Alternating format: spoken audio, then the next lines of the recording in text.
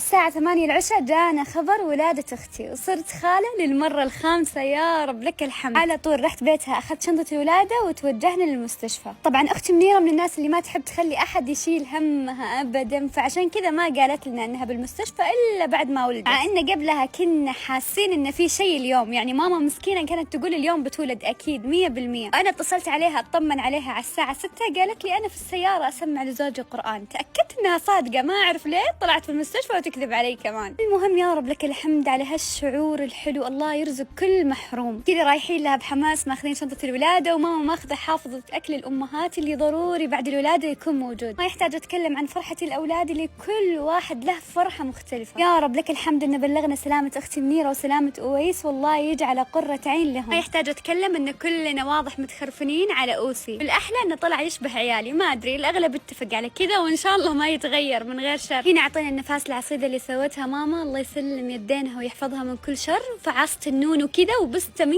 قلبي ورجعت لبيتي على خير. انتظروا بعدها انزل لكم فيديو الاستقبال لانه كان هدية مني وشيء خيالي. بس يا رب لك الحمد، هالفيديو بالنسبة لي كله مشاعر.